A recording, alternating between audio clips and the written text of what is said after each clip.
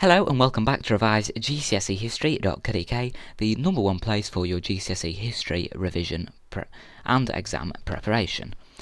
This video today is the fourth and final video in the topic of the Mormons, and in this video today we're going to be looking at the problems the Mormons faced when they arrived at the Great Salt Lake.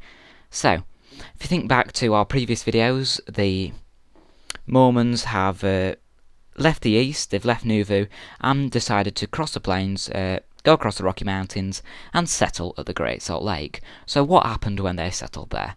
Let's have a look. So on arrival at Salt Lake Valley, things didn't get easier straight away. The Mormons faced further problems which they had to overcome. Life at Salt Lake Valley was hard. The Mormons were tired out and worried from the journey, really. They were tired out. Salt Lake was an isolated and forsaken spot. There was very little rain there, so that became a problem in itself. But eventually, the Mormons managed to become very successful. In this video, we're going to be looking at why and how they managed to become successful. So, initial problems faced by the Mormons at the Great Salt Lake. This picture here shows Salt Lake City in the US today. And you will notice that I said in the US, not in Mexico. And we're going to be looking at why I said that in a minute. So that's Salt Lake City today. So, there was a lack of water supply at Salt Lake City, so the Mormons had to develop irrigation schemes, and they actually used snow water from the mountains to do this. So you can see here there was mountains at the Great Salt Lake, and snow water from the mountains was used, so the Mormons had a water supply. There was also a lack of building materials. There was a scarcity of wood, as there weren't many trees and stuff like that, so Mormons had to make their houses from mud bricks. And they called these houses sun-dried houses. And sun-dried houses was houses made out of mud bricks. There weren't enough people for the community to be self-sufficient, so Brigham Young called Mormons from all over the world to come to Salt Lake City. The Great Salt Lake, it was called at the time.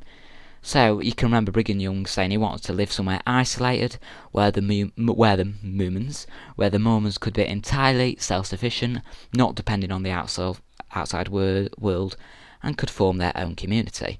Unfortunately, there weren't enough people to do that initially, so Brigham Young set up something called the Perpetual Immigration Fund, and that offered to pay for their passage and journey of the Mormons to Salt Lake City. I keep saying Salt Lake City. It was the Great Salt Lake at the time. Sorry about that. So the Perpetual Immigration Fund offered to pay for the passage and the travel expenses of the Mormons to the Great Salt Lake. So as a result of the Perpetual Immigration Fund, many Mormons migrated to Salt Lake City. There was no private ownership of land in Salt Lake Valley, and the church assigned farmland according to people's needs.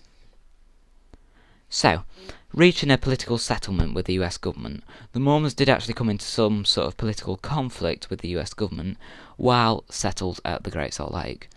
So, in 1848, which by that time the Mormons had settled there, Salt Lake Valley was handed over by Mexico and became Utah, which was territory of the USA. Utah had no access to the sea and no independence, but Brigham Young was allowed to become governor. So Utah was the US state, and the Mormons were now living on US territory, and it was no longer territory of Mexico.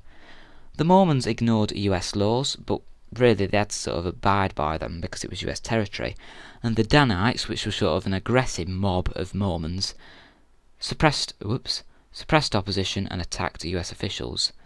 In 1857, the US appointed a non-Mormon governor who arrived with 2,500 troops. And then we get something called the Meadow Massacre. You don't need to know too much about this, but you just need to be aware of what it was. So the Meadow Massacre. Later that year, so in 1857, 140 Gentiles, 140 non-Mormons were massacred at Mountain Meadows. The Mormons blamed the Indians for this massacre, but others suspected the Mormons. The Mormon Church believes that the Mormon Church today believes that local Mormons carried out the attack without the knowledge of Brigham Young.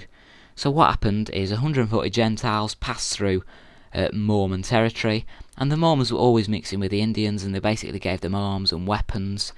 And what happened is these 140 Gentiles that passed through Mormon land were massacred, and news leaked out about this, and many people blamed the Mormons, but the Mormons just said it was the Indians.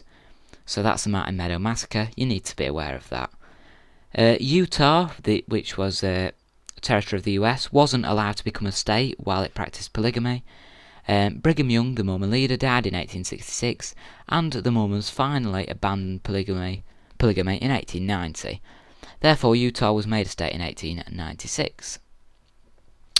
Alright, so we've covered everything we need to know for today's video, and we've actually finished come to the end of the topic now on the Mormons.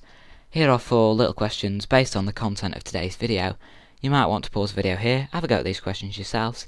If not, carry on watching, we'll do them together. Question 1. How did the Mormons overcome the problem of a lack of water supply at Great Salt Lake? Well, they built irrigation schemes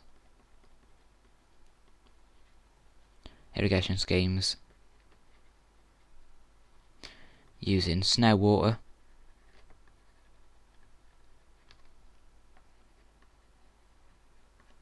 from the mountains.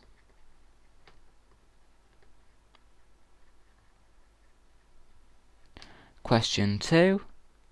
What happened to Salt Lake Valley in 1848? It became US territory. It was actually handed over by Mexico. Sorry if my writing is a little scribbly. Question 3. What was the Perpetual Immigration Fund? Well, it offered to pay the travel expenses to Great Salt Lake for Mormons around the world. God, this writing is scribbly. And why was Utah finally made a US state in 1896? Well, polygamy was finally abandoned in 1890, so the US said that it could become an official state. Now the practice had been abandoned. Okay, there are the answers to the 4 knowledge recall questions for today's video. Thanks for watching this video today, and that is the end of everything you need to know on the Mormons for the American West. It's worth just saying here that it is so important that you learn the stuff on the Mormons. I'm really talking about OCR GCSE history, but in OCR GCSE history, the Mormons come up on so many exam papers, it's unreal. So really be prepared for the Mormons to come up on your paper, because it's an exam topic that OCR history like bringing up rather a lot. Alright, thanks for watching these videos. If you found them useful, head over to the website revise.gcsehistory.co.uk. On the website you can view a complete list of revision videos, 70 revision videos similar to this. You can view a comprehensive range of revision materials, and also find out about the possibility of becoming a member to access revision videos, exam preparation videos on exam technique and exam advice, and that just costs £5. It's a one-off payment of £5. You can't get better value than that. Thanks for watching this video today, good luck with your studies, and I hope to see you again very soon.